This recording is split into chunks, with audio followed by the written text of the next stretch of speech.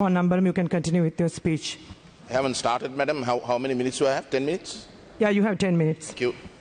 Honorable Presiding Member, I thank you for giving me some time to speak on this debate.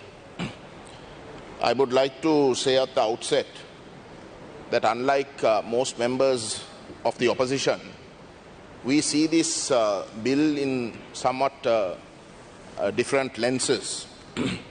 Our view is that Sri Lanka, being a small country, needs to think innovatively if it wants to compete globally, particularly given the current pandemic situation where the global economy itself is in recession.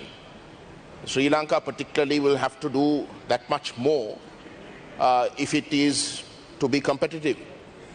So when you look at things from that perspective, our view is that to think in terms of special economic zones or whatever name that you want to call it, and to think in terms of being so innovative that you need to even at times look for amendments to the Constitution or bring in certain laws that require two-thirds majority, or even for that matter needing a referendum in order to create that space is not a wrong thing. This Constitution is 73 years old.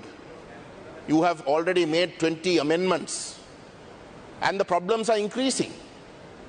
Divisions are getting worse within the country. Polarization is getting worse.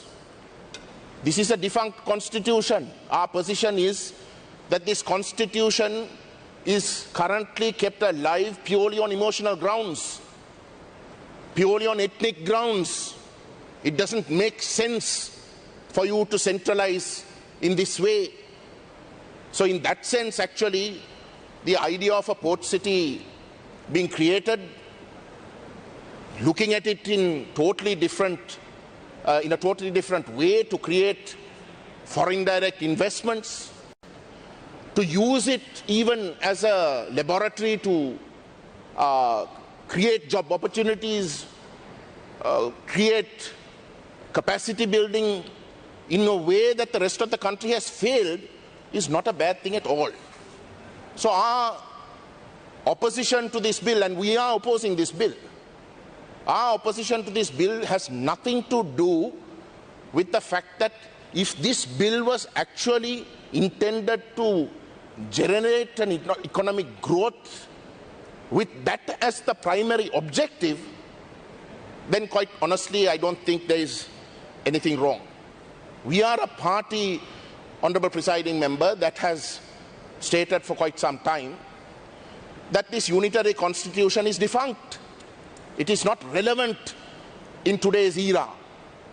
Sovereignty in the sense of the way in which this government talks, or for that matter even the chief opposition, very unfortunately, the chief opposition tries to outbid the government when it talks about sovereignty. But this concept of sovereignty that you want to hug on to is a defunct concept.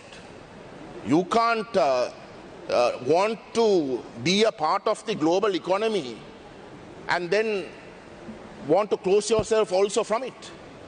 So these are issues that have to be thought anew. This constitution itself is something that has to be thought anew. If this country is to compete in an era such as this, then taking drastic measures is something that ought to be welcome. That ought to be welcome. So we are not opposing this bill for the reasons that the government officially state they are bringing this bill for. Make no mistake, we are opposing the bill, but we are not opposing this bill for the reasons this government states it is actually bringing this Port City Commission bill for. The reality, Honorable Presiding Member, is that there is no such thing as a free lunch. In today's world, there is no such thing as a free lunch. And the fact remains that this government, like the previous Mahinda Rajapaksa government, has been the primary party in Sri Lanka that has thus far chosen to challenge the geopolitical balance that has remained a constant almost since the British departed this country. The reality is that the Mahinda Rajapaksa and now the Gotabaya Rajapaksa governments are China-centric. There is no running away from it. They are so China-centric that they use ideally good concepts, concepts that actually could be used for the benefit of the economy of the country in its most genuine sense, but rather to compromise this country's geopolitical strategic position in order to give an advantage to China. That is the reality that we contest. Because the Tamil people, Honorable Presiding Member, when a previous government of the J.R. Jayawardena era chose to go the way of the United States, again there was a geopolitical contestation that took place.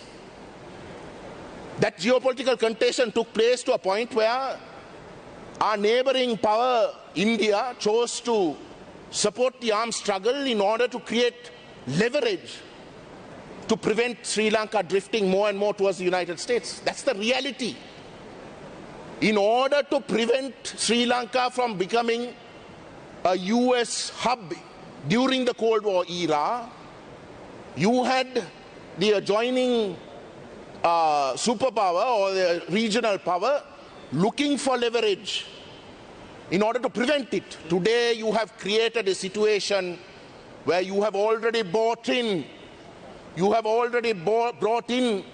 this country a power that is contesting the hegemony of the neighborhood, a power that is choosing to challenge the current geopolitical balance that has existed in this region. That is what you're doing, and that we oppose. Because more than anyone else in this island, it is the Tamil nation that has suffered the most by your geopolitical extravaganzas. We don't want that to happen again. We don't want to be a party to that. Honourable Member, you have 2 more minutes. And it is for that reason that we oppose this bill.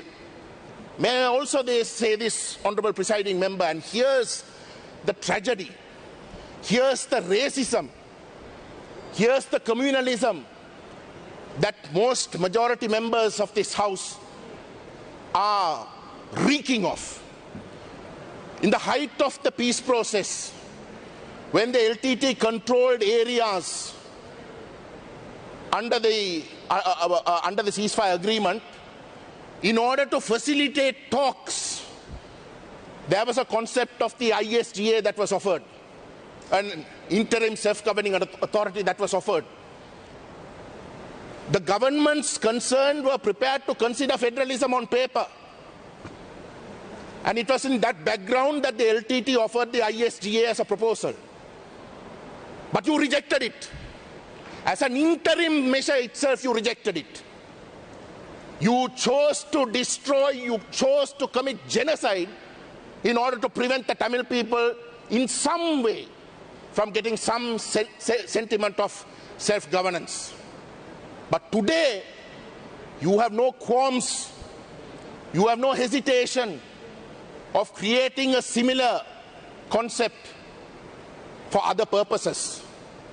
For purposes, as I said, there is no free lunch. For purposes of serving the interests of competing global geopolitical powers. And that is the racism that this House reeks of, Honourable Presiding Member. And it is on that basis and it is in that same spirit that we reject this bill. And we hope that the Sinhalese people will realize, the irony and the tragedy in what is happening today. Thank you. Thank you.